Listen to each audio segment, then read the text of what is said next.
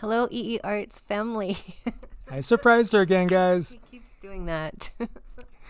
So welcome aboard. I hope you guys all got to watch the previous video, which was about scientists discovering a new organ in humans. Yeah, how could that just pop up out of nowhere unless we got some sort of evolutionary process going on? Right, you would think so. These are changing times, and things are being uncovered. After all, it's the apocalypse, so it's the great unveiling. The great unveiling, indeed. And one of the most brilliant men of all time, Nikola Tesla, 100 years ago, he was able to demonstrate the existence of what's called scalar energy. And in the last decade, exploration and perhaps even exploitation of scalar energy's potential has made it easily usable for health benefits and perhaps other things as well. And it's really curious how they barely touch on this guy in school. Oh, yeah. How could they not spend like weeks talking about him? More than that, even. The convergence of two identical electromagnetic frequencies, EMF, from two opposite directions produce scalar energy. Okay, so just stopping right there. We could go into some of our philosophy and our religious studies, and we could look at Shiva and Shakti. We could look at, masculine, feminine.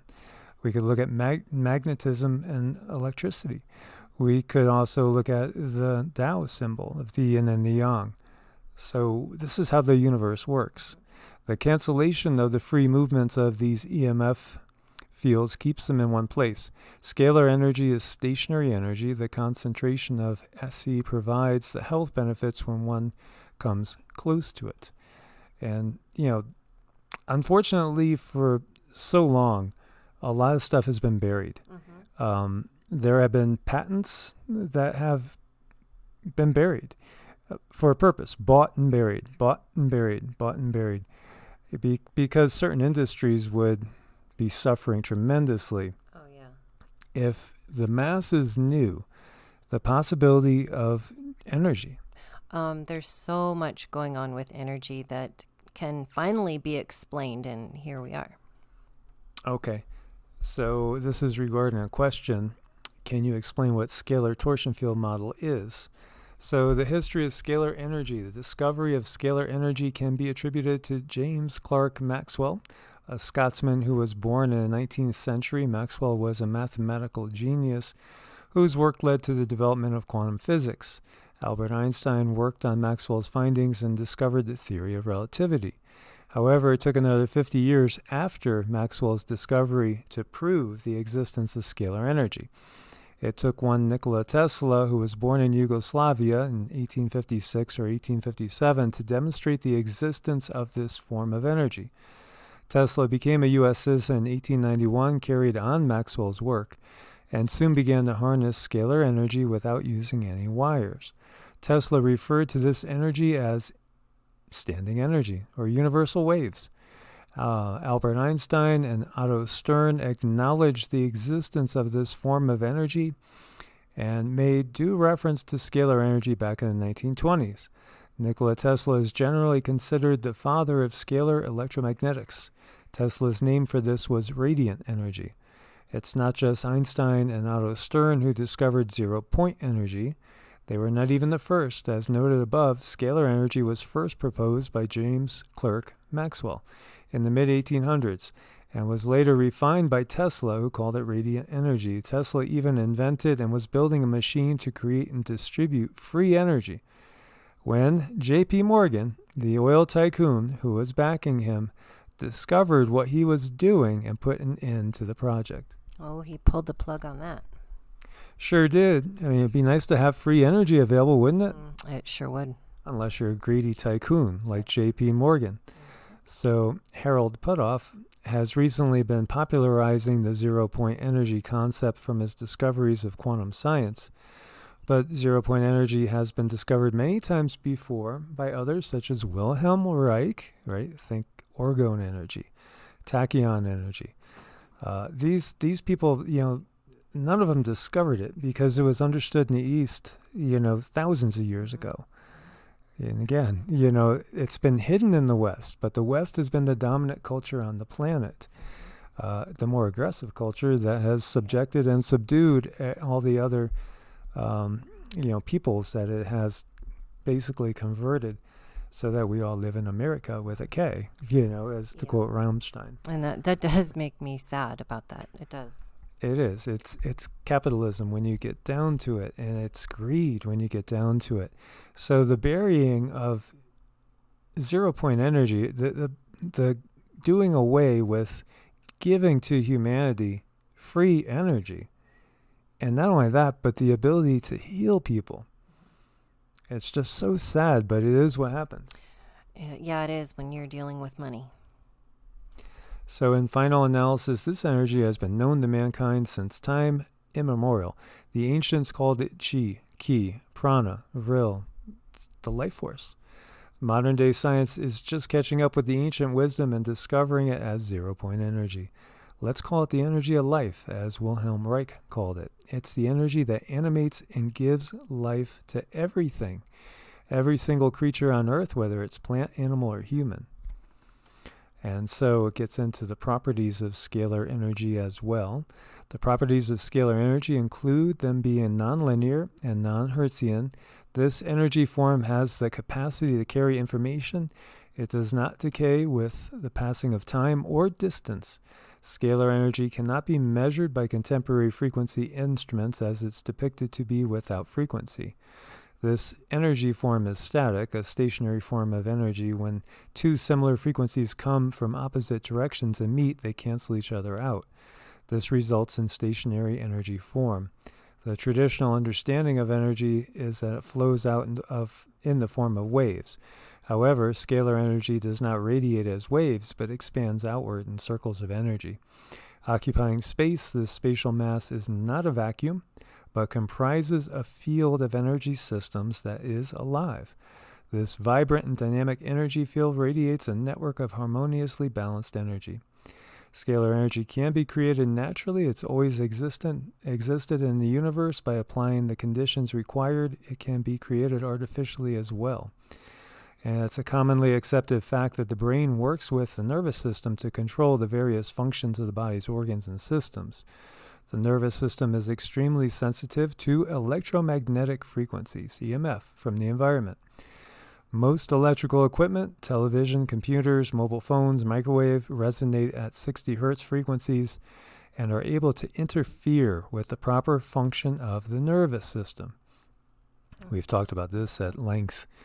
And the rollout of even higher and newer technologies that might have underlying negative effects on our consciousness and our body. High voltage cables also emit EMF, which has a negative effect on the body. There's growing evidence in the medical field that links diseases like cancer and Alzheimer's with man-made EMF. Medical investigations and studies are also pointing out that symptoms such as headaches, lack of concentration, depression, hyperactivity in children, sleep disturbances, and others could be the result of EMF. Scalar's energies, expansive and circular movements offer a field of protective, shielding energy around the body. The protective shield removes and cancels the effects of man-made frequencies on the human body.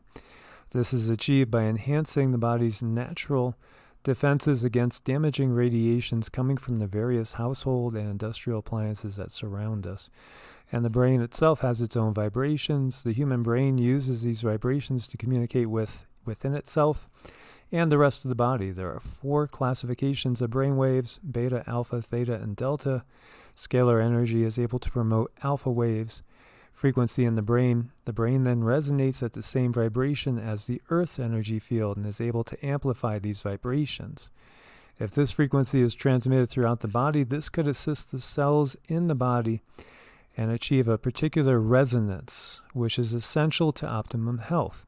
Scalar energy also promotes a mind that is relaxed, more coherent, focused, and sharp, with improved clarity. We are most decidedly experiencing a renaissance of scalar energy, and the implications are limitless. And then we have 2 articles. Well, it's 1 article and 2 pieces from the Omani Center for Integrative Medicine that's pretty well written and a relatively brief read, but just getting into, again, the history of scalar energy. And, you know, they know how to manipulate this stuff now, so they can manipulate us. Yep. So energy, I'm just going to highlight a couple pieces here. Energy travels over the space-time continuum instantly through intention. Quantum physics and core manifestation principles. Pure passion, focused intention, and clarity of purpose, when combined with mirroring and matching energy from the universe, create predictable outcomes.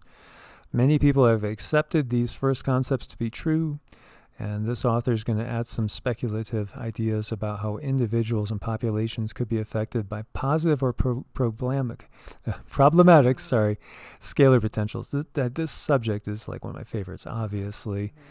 So it gets into when focused energy is sent to an individual or a group who wants to accept the energy. A second important event occurs, scalar energy. Its power can be intentionally used for a wide range of positive purposes, such as improving our physical health, psychological growth, and prayer. Scalar waves require 2 points to initiate their creation, a sender and a receiver. This healing energy wave initially starts to ramp up internally as focused intentional frequency in the sender. When it's matched by the desire of the receiver, the second point is created and a scalar wave begins.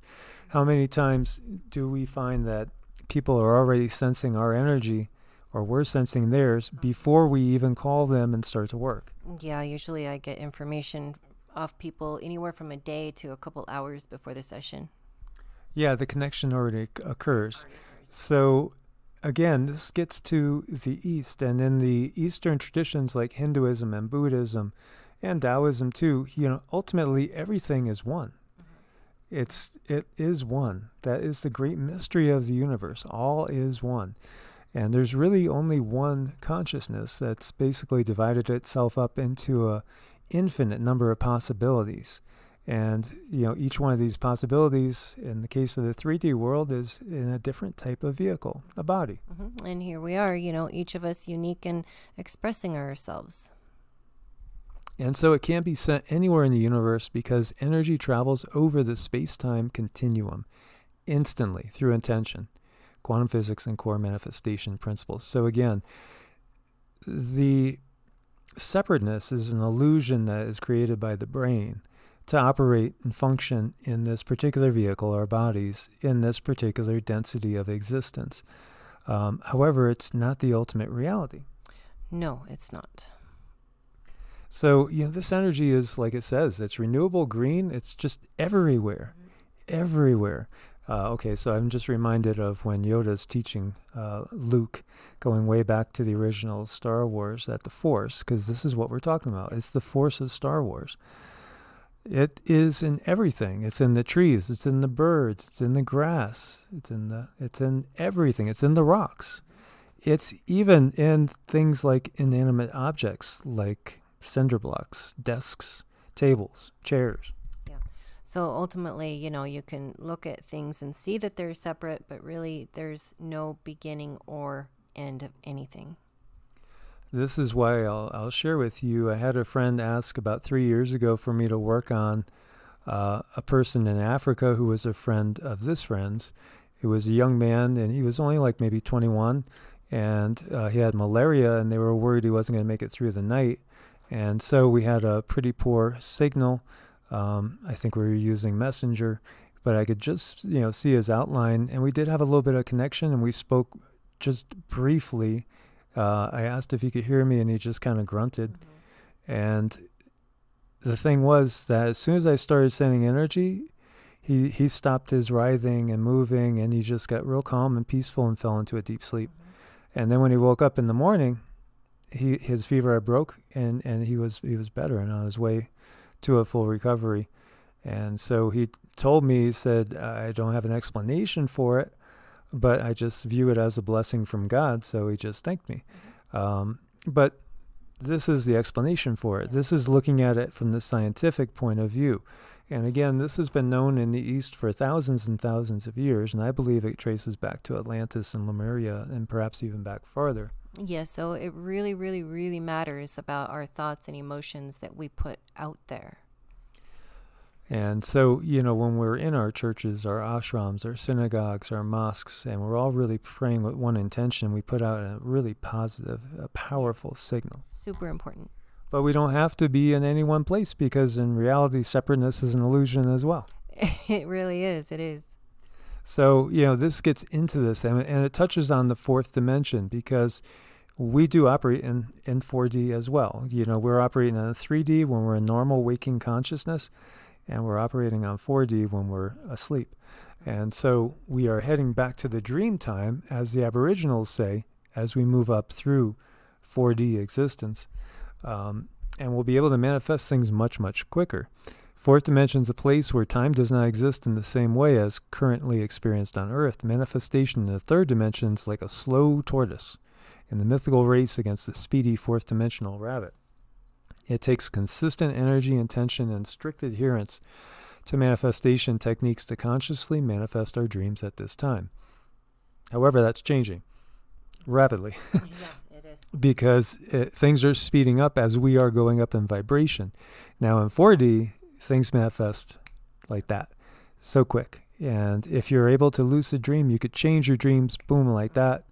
And you might be falling off a bridge, turn yourself into Superman, fly away. Or Neo. Yeah, I did. I used to do that when I was little, really, really easily.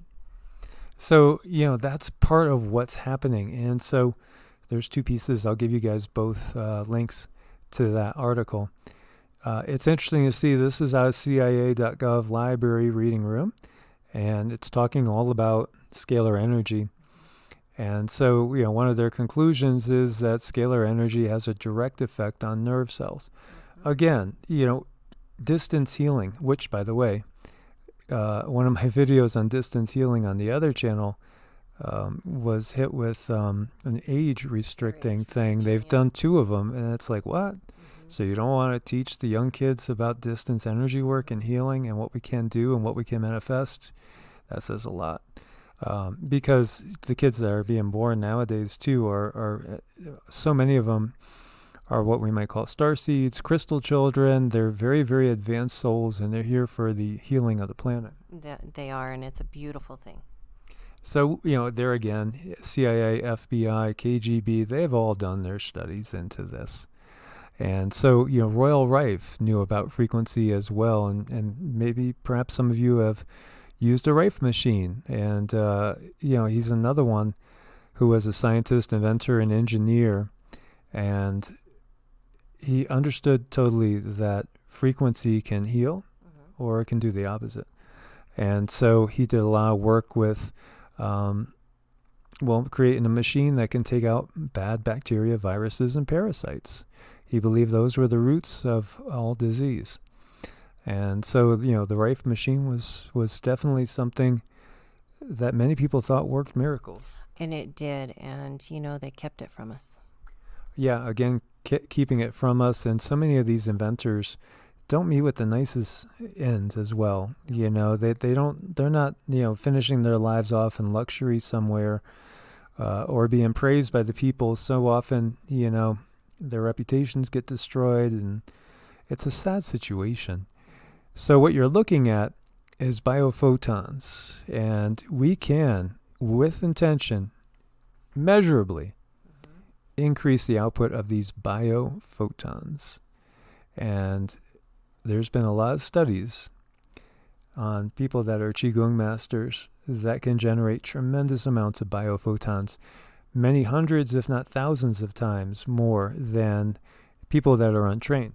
Yeah, it's just absolutely amazing work they do.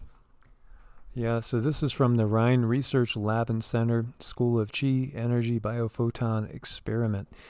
Now, I've shared with you guys before, if you've been around a long time, that before the CCP has westernized things, because they have westernized things, totally.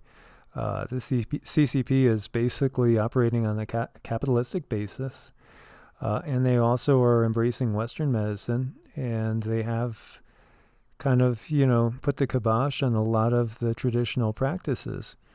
And, it's sad. But before that, when you went to school to become a medical Qigong doctor, not only would you have to pass all your tests, but you would have to actually be able to change matter through your intention. And that you'd have to be able to show you could manipulate the ether. You could manipulate the scalar energy and do things like imprint your handprint on the X-ray with just the intensity of your own intention and energy that you can muster. You'd have to be able to basically change the alcohol content in a glass of wine. So there you go, changing water into wine. We can all do these things if we're trained. And also change the alkalinity in water. So all these things have been done, and they've been measured. Yes, they have. And, I mean, it's something that we can do today. Granted, it does take time and effort, but it's doable. That's the thing. They've kept this from us for so long. So, right here, they were doing studies and experiments, and they could show that a QiGong master can, and there's video here for you to see, can actually build up tremendous amounts of this quote-unquote scalar energy, the life force, chi, prana, and it's measurable, tangibly. And also we have Carolyn photography, which again will bear it out and prove it, that we can manipulate this just through practice, intention, and will. But it does take a little bit of work. It does. That's true. Yeah, I mean, as I've shared with you guys, I started meditating as about a 7-year-old kid, and then started to really practice QiGong on a daily basis back when I was about 25. So I'm 55. So it's been about 30 years of daily meditation and practice, with not too many days off in between of, like now me and Cindy practice a couple hours a day, every day. Yeah, you have about 28 years on me, though. Yes. Well, she's just gifted. But some people are, and it could be past life as well. So I wanted to share this with you guys, and then I'm going to have another video upcoming, which is really fascinating, talking about 12-strand DNA and exactly how the human, as we know it today, has been altered from what we were. Yes, very, very good stuff coming up. As always, guys, thanks for your support on Ko-Fi and Patreon. God bless, and namaste. Namaste.